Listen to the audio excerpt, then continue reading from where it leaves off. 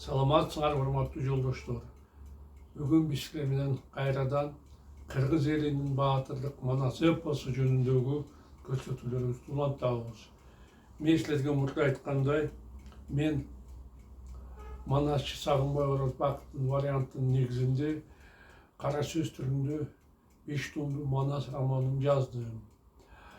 Бул мына бул китептер силердин көз алдыңарда турат.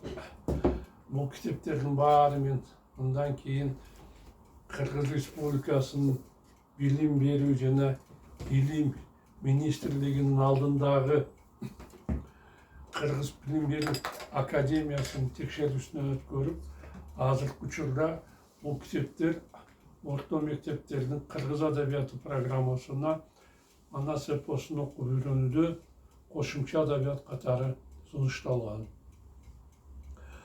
Балдарга эпосту окуп үйрөнүү жеңил болсун үчүн мен ошондой эле 8-11 класстын окуучулары үчүн мындай кылып жумушчу дептерлерди түздүм.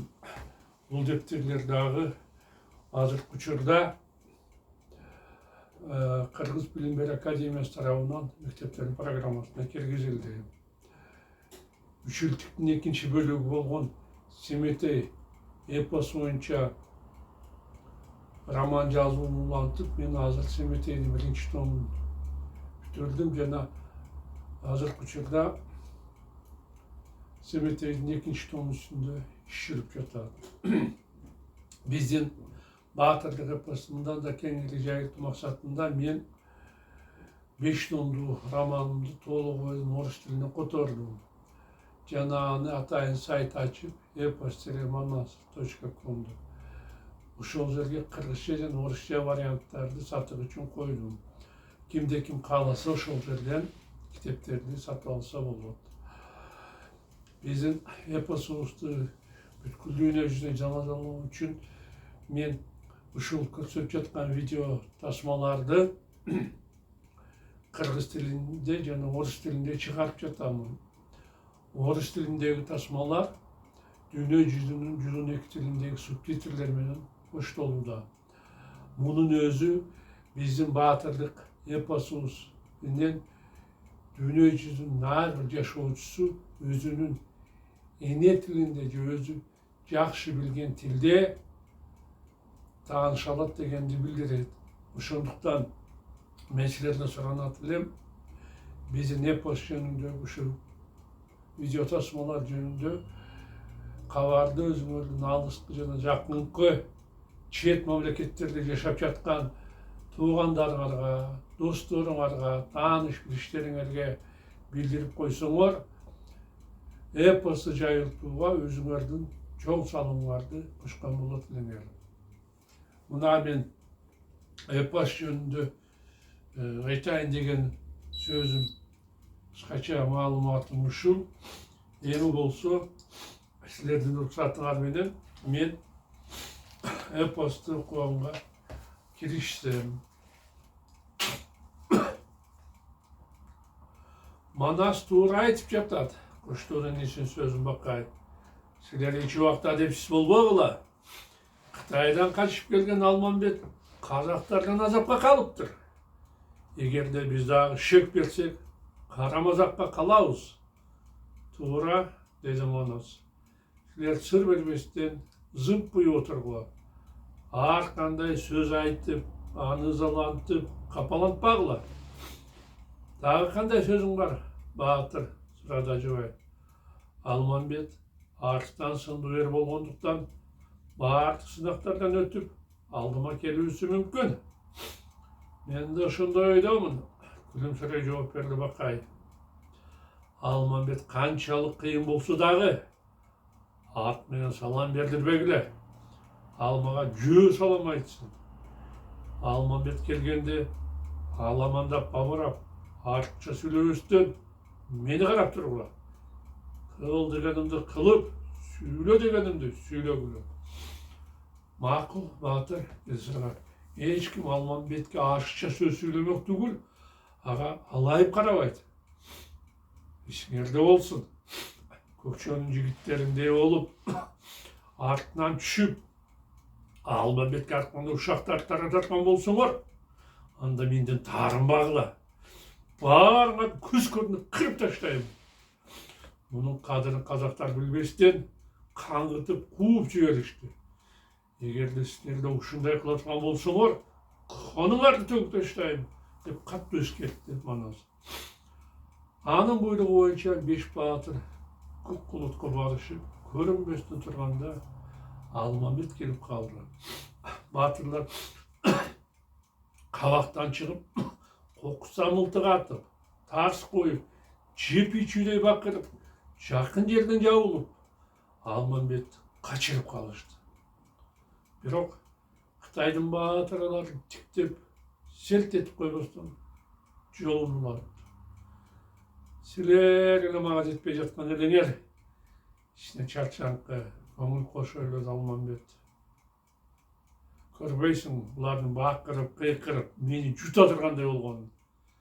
Чапсаңар чапкыла, атсаңар аткыла. Эмне карап турасыңар? Мен эли жеримден безген кишимин. Эч ким мени тоотпой жатат. Жада калса, куштар да кыркөшө чыккандан кийин корко турган, шучулай турган эмнем калды? Атсаңар атышам, чапсаңар чабышам. Менин жогото турган эч нерсем жок. Айбаттанып бакырып барган 5 баатыр. Алардан кыпындай коркпогон Алмамбеттин кайратына таң калышты. Бул кандай болгон жигит деп ойлонду Чалыбай. Биз бешөөбүз капилеттен мылтык атып, өкүрүп бакырып, ызы чууну көтөрүп, кол салсак, Алмамбет тоотуп да койгон жок. Чыкпастан эч нерсе болбогондой кете берди. Мунун баатырлыгы баатыр экен. Балким биротолу сыноо үчүн ага чындап кол салып көрсөкпү. Бир аз ойлонгондон кийин Чалыбай ниетинен кайтты. Жок, деди ичинен алып. Алмамбет өзүнө өзү ишенген баатыр экен. Эгерде азыр кол сала турган болсок, ал бизди кырып салуусу мүмкүн. Ошондуктан буга тийбеген узоң. Каттуу барган баатырлар Алмамбетке тийгенге батын алышпай, жанаша бастырып, сыргак жол баштап, Мойноктун белинен ашышты. Жолдо бара жатканда Алмамбет лам лим дебей, аларды адам деп аңдабастан кайрылып тиктеген жок. Кытайдын кейпин көргөн 5 баатыр бир нерсе сураганга даай алышпай, дөбөгө чыгышта кырк чатыр тигилип, 200 адам орда атып, чатырашмал ойноп жатыптыр. Алардын ойноп, жаткан ордунда кырдаанып жатып, эч ким Алмамбетке тиктеп, же кандай жүргөн адам деп карап да коюшпаган. Алмамбет ошондо ого андан бетер кырдаанып, эч кимге сыр бербестен алдыга жүрө берди. Бир аздан кийин Кыргыл, Бакай, баш болгон баатырлар отурушкан көк чатырдын жанына келип, Алмамбет сырттан аты менен Манаска салам айтууга ниеттенип калды. Бирок эшикке элүү кадам калганда анын чоролору токтотушту. Баатыр, токтой туруңуз деп шүйлөндү Алмамбеттин атын чылбырына кармаган Ажыбай. Карасам, сары алтындын кени, кызматкер пери экенсиз. Кадамыңыз кут, калың кыргыз журту сизге шерик болсун. Билишибизче, казактын калың эленен капаланып чыгыптырсыз. Кудайдын буйругу экен, Манас баатырга Ашмаранын белинен жолуктуңуз. Айтканыңдын баары туура, каадагы жооп берди Алмамбет. Андай болсо, кебемди аңда ук, баатыр. Сен улук болсоң дагы, ушул кичик болгон. Каары каттуу каныбыз эч кимден жалтанбайт, эч кимден коркпойт. Аны менен чабышкан оңбойт. Эгерде сен азыр ат менен салам берсең, биздин жаныбыз тирүү калбайт. Эмнеге? Ат менен башка бирөөлөргө душмандар салам айтышат. Ошондуктан сураныч, жалуукка, каттуу камкорго, жандан тойгон анткорго, жамандык кылбай, кас кишиде ат менен саламдашпай, аны сыйлап, зат кылып, аттан түшүп салам бериңиз деп Алмамбетти жылоодон алды Эптеп Ажыбай. Дагы деле өз журтунда кылган өжөрлүгүм калбаптыр. Ушунча жүрүп, карытып башыма жетип, кандыгым колдон кетип, башыма бале жетсе да, өзүмдүн чыныга балымды байкабай жүрүптүрмүн. Аттан түштү да, үзөңгүдөн түшпөйт деген уштурбайбы? Мага мындай кыйынсынып, чоңдук кылгандын эмне кереги бар? Деп ичинен капа болуп, кейиген Алмамбет атынан түштү. Кытайдын баатыры акырын басып барып, чатырга кирип, Астан Манас Эрбакайга салам бергенде баары алек алышты.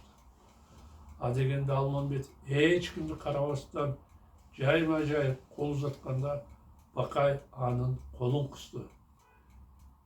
Эрбакайдан кийин Алмамбет үйдүн төр жагына басып, Манас менен учурашкандан кийин ортодон орун алды. Баатыр Алмамбетти тигиле карап, чарт айрылган эрин көрүп, анын ачка экенин түшүндү. Бул жигиттин аябай курсагы ачкан турбайбы? Узак жол жүрүп, суу да ичпесе керек. Муну азыр тоюндуруп, тамак берип, суусун кандырбаса, алдан күчтөн кетип калуусу мүмкүн деп тынчсызданган Манас ашкорго тез тамак алып келүүгө буйрук берди. Баатырдын буйругун аткарган Мажик бал чайкалган кымызды дароо 2 сакчыга көтөрүп чатырга алып келди. Сары алтындан болгон кесеге сакчылардын бири толтура кымызды куюп, кош колдоп аны Алмамбетке сунду. Жок, кымызда дегенде абакеме бергиле деп Кытай кымызды алгандан баш тартты. Коногубуз адептүү кичпейип турбайбы деп ыраазы болгон Бакай сунулган кеседеги кымыздан уктады. Алмамбеттин жоругу Манастын да кулуна толду. Дурус, дурус деп ойлонду баатыр. Бул жигиттин баатыр тапкыч экенин көрдүм. Мындан тышкары Алмамбет тартиптүү жигит турбайбы? Карачы, сунулган кымызды дароо сугунуп албастан адептүүлүгүн көрсөтүп, Бакай абама берди. Бошогон кесе кайрадан кымыз куюп, жоопкер аны Алмамбетке сунду. Эч кимге сырымды билдирбейин, булар менин ачка экенимди билбей калышсын деп ойлонгон Кытай кымыздан аз гана жутту. Бирок кымыз өзөгүнө түшүп, ошол жерде Алмамбеттин көз илинип кор этип, көкүрөгү кыр этип, өлүп барып тирилди. Өзөгүн жалгап алган Кытай эс алып, кымыздын баарын ичкенде бүт боюн тер басып, акылы ордуна келди. Чыйрала түшкөн баатыр тамакты ичип, курсагын тойгузганда боюн угу өтер тер басып, биротоло өзүнө келди. Бул кезге чейин чыкпай, Алмамбет титиктеп отурган Манас муну жакшы түшүндү. Кудайга шүгүр деп ичинен ойлонду баатыр. Алмамбет өзүнө келди. Карач, кымыздан беттери кызарып, бозоргону жоголду. Тамактан маңдайынан тер агып, кыйла кубаттангандыгы сезилип турат. Аны урматтап, чыкпастан отурган элем. Эми бул жигит менен жайма-жай таанышып, жайын сурайын. Ой, азамат, кайрылды Алмамбетке Манас. Кайсы элден, кайсы жерден болосуң? Качан мында келдиң? Кабарыңды айтып берчи. Түрүңө, ат жараңа, кийимдериңе карасам, Кытайга окшойсуң. Бара турган шаарың, элиң барбы азыр? Сен сырыңды болгондой жашырбай айтып бергин. Атың ким? Атаң ким? Бүт баарын айт.